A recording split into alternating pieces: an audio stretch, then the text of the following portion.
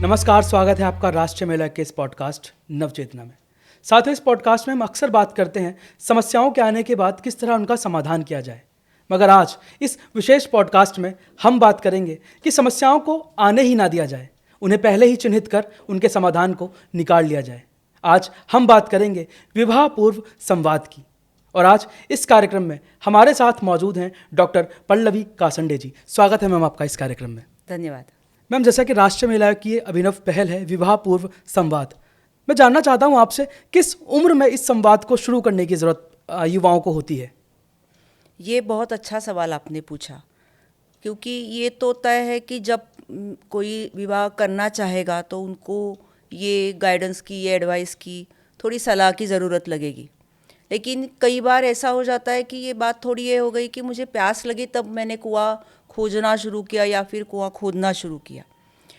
अगर आप खुद को भी देखो या फिर किसी बच्चे को देखो, किसी आदमी को देखो, तो ऐसा नहीं है कि जब कोई काम करना है तभी काम कैसे करना है या फिर किस तरह करना है वो विचार वो करता है, पहले से वो देखता रहता है।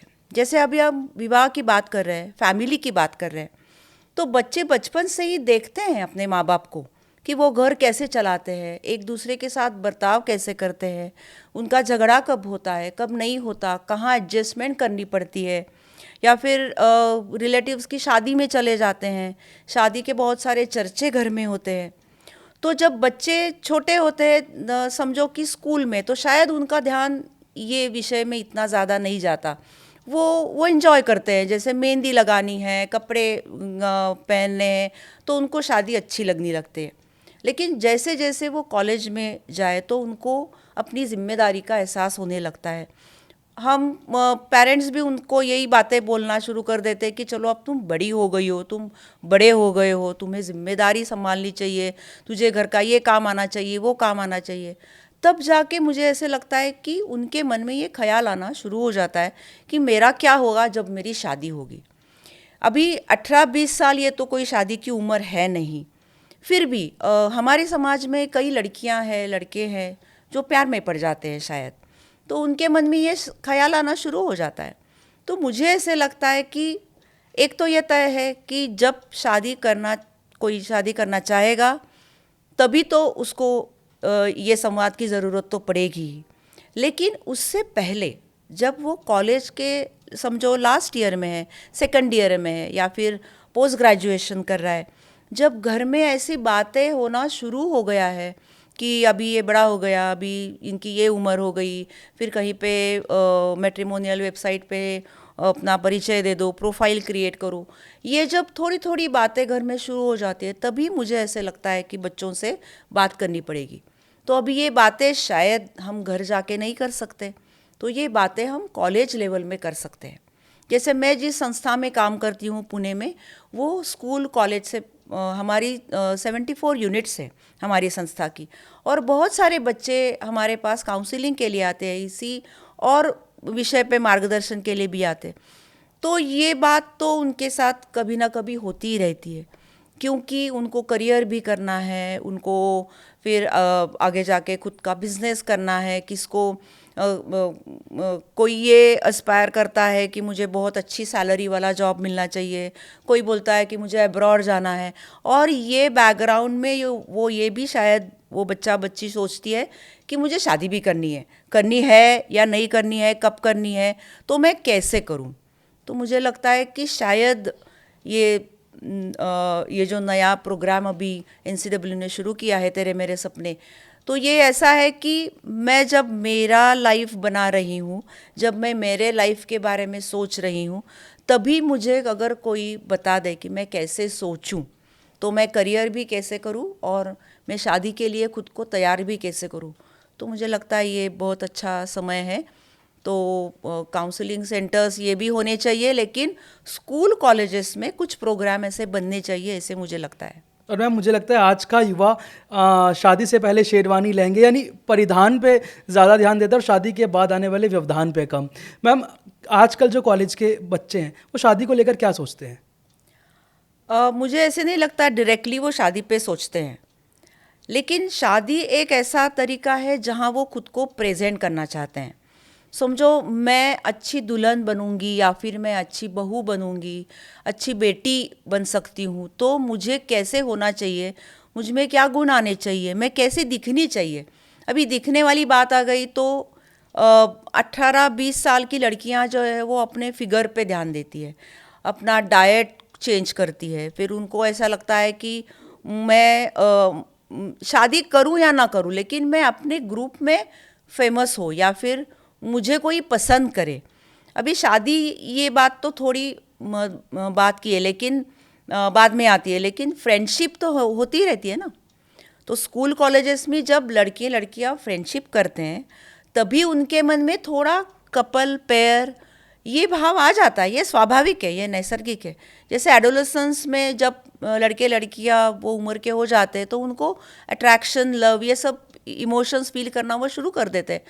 तो ये भी होता है कि मैं किसी को पसंद करती हूँ या फिर मुझे कौन पसंद करता है, और अगर मुझे पसंद करना किसी ने चाहिए ऐसे मुझे लगता है तो मैं कैसे दिखूँ, मैं क्या कपड़े पहनूँ, मेरी चाल कैसी हो, मेरा बोलना कैसा हो।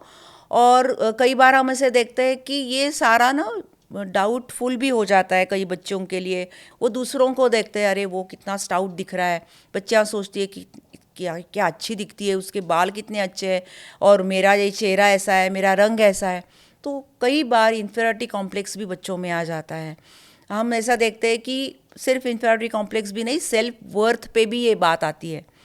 और फिर ऐसा भी हमने देखा है कि फिर कोई फ्रेंड मिल ही जाता है जो हमें फ्रेंडशिप के रिलेशन में क्यों ना हो, लेकिन वो पसंद करे, हमसे मीठी बातें करे। तो बाहर के लोग मुझे अप्रिशिएट नहीं कर रहे, लेकिन ये लड़का, या फिर बाहर मैं इतना ज़्यादा फेमस नहीं हूँ लेकिन ये मेरी जो फ्रेंड है वो मुझे अच्छी, मेरे से अच्छी बातें करती है, मेरे से मीठी बातें करती है, तो ये अच्छे लगने लगता है। तो मुझे लगता है कि डायरेक्टली वो शादी के बारे में सोचते नहीं है, लेकिन क्या मैं शादी का मटेरियल हूँ या नहीं हूँ, ये बारे में ज़रूर इनडायरेक्टली बच्चे कॉलेज से ही बहुत कुछ सोचना शुरू कर देते हैं। ऊपर ऊपर वो बोलेंगे कि मुझे शादी नहीं करनी है, मुझे करियर करना है, लेकिन थोड़ा ये भी सोचेंगे कि फिर मैं कैसा रहूं, मैं कैसा दिखूं। कई बार ऐसा होता है जैसे इंटरव्यू के लिए बच्चे कुछ तरकीबें वगैरह सीखने को आते हैं, तो पर्सनालिटी डेवलपमेंट ये क्लासेस वो ज्वाइन करते हैं। तो एक इनडायरेक्ट पर्पस ये भी होता है कि मैं शादी करूं या ना करूं, लेकिन मैं शादी का मटेरियल तो अच्छा होना चाहिए।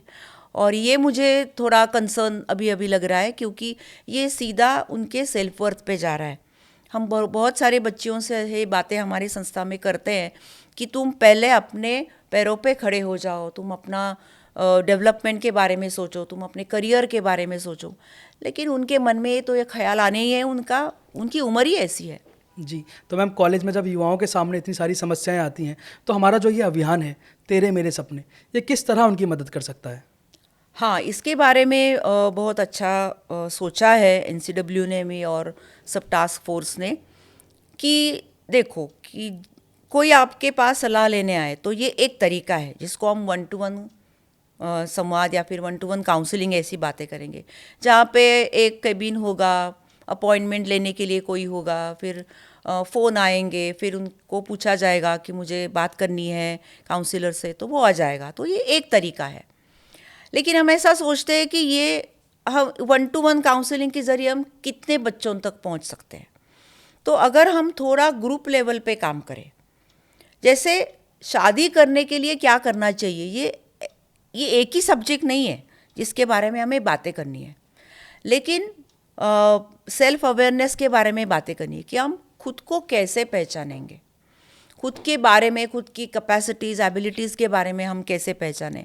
हम ये कैसा सोचेंगे कि क्या मेरे लाइफ गोल्स है, पर्सनल गोल्स है, और क्या मेरे रिलेशनशिप गोल्स है, मैं वो कैसे सेट करूं। तो एक गोल सेटिंग वाला जो पार्ट भी आएगा वो भी शायद ये ग्रुप सेशंस में आ सकता है।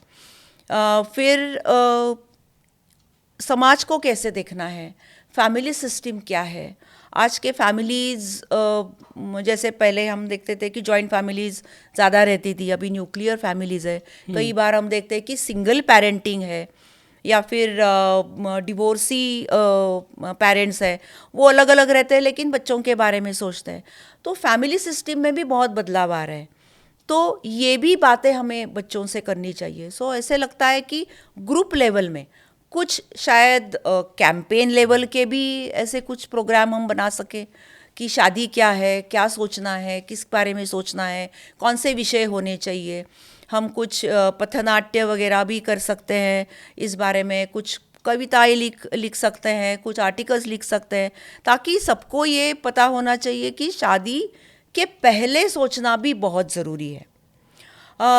एक तीसरी बात ये भी मुझे लगती है कि चलो ये सब ऐसा हो गया कि इन्फॉर्मेशन टू ऑल, तो कुछ सब्जेक्ट ऐसे हैं कि वो सबको पता चलने चाहिए, लेकिन शायद ऐसा भी हो सकता है कि फॉर एग्ज़ाम्पल आईटी में काम करने वाले लोग हैं, या फिर शिक्षक ये एरिया में काम करने वाले लोग हैं, या फिर खुद का बिजनेस है। तो आजकल जब मैट्रिमोनियल वेबसाइट पे जब अपेक्षाएं लोग अपनी व्यक्त करते हैं तो उनको लगता है कि सेटल हो, तो सेटलमेंट का मीनिंग शायद उनको पता नहीं चलता। तो बिज़नेस वाले लोगों को बहुत बार नाकारा जाता है, या फिर बच्चियों को ऐसे लगता है कि नौकरी अच्छी हो, सैलरी अच्छी हो तो हमारा आगे जाके फैमिली भी हम जल्दी सेटल हो जाएंगे, बहुत कुछ सुख हमें मिलेगा, मटेरियल वेलबींग वगैरह वगैरह। तो मुझे ऐसे लगता है कि ऐसे छोटे छोटे ग्रुप्स जो होंगे, जैसे आईटी में काम करने वाले लोग, बिजनेस करने वाले लोग, या फिर कुछ ऐसे काम करने वाले लोग कि जिनकी सैलरी बहुत ज़्यादा नहीं है, फिर भी उनका तो लाइफ है, वो भी समाज का एक हिस्सा है। तो ऐसे छोटे छोटे ग्रुप्स करके भी हमें कुछ प्रोग्राम अरेंज करने चाहिए, ताकि उनकी जो प्रॉब्लम है वो इकट्ठा उन पे विचार कर सके और उनको ये लगे कि मैं अकेला नहीं हूँ। जी। जैसे काउंसलिंग में बहुत बार बच्चे ऐसे भी आते हैं कि मेरा बिजनेस है, तो लड़कियां बोल रही है बिजनेस का क्या, वो आज है कल नहीं, तो कैसे होगा, फिर आगे जाके क्या तुम जॉब करोगे, इसीलिए अच्छा बिजनेस है लेकिन उसको ना बोल रहे हैं। ऐसे भी केसेस आजकल आ रहे हैं। या फिर बच्चियों का भी ऐसे होता है कि पहले शिफ्टिंग वाला जॉब जो बदली होती थी ना एक गांव से दूसरे गांव, तो वो लड़के ज़्यादा करते थे, लड़कियां एक जगह रह के काम करती थी। लेकिन अभी आईएएस आईपीएस या फिर ऐसे भी कुछ पोस्ट है कि जहाँ पे लड़कियों को भी ऐसे शिफ्टिंग वाला जॉब करना पड़ता है, या फिर कभी कभी अब्रॉड जाना पड़ता है, इंडिया में ही कभी बंगलोर गए, कभी हैदराबाद गए। तो ऐसा नहीं रहे अभी बाकी ऐसा नहीं है कि सिर्फ लड़कों की जॉब ही शिफ्टिंग करियर शिफ्टिंग वाली है, लड़कियों की भी है। तो क्या उनको पसंद ही मिलेगी, फैमिली क्या सोचेगी कि लड़का यहाँ पे है, मेरी बहू कहीं और काम कर रही है। तो ये सारे विषय में भी हमें सोचने के लिए छोटे छोटे ग्रुप्स अगर हमने बनाए तो मुझे लगता है एक और लेवल पे ये काम हो जाएगा।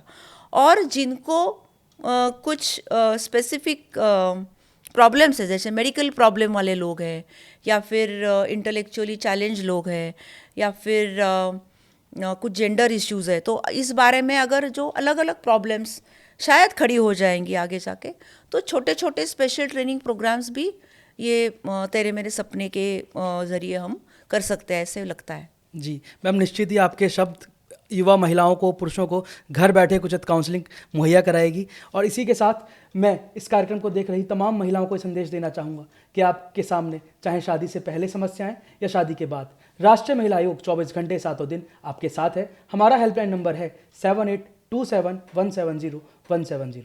धन्यवाद।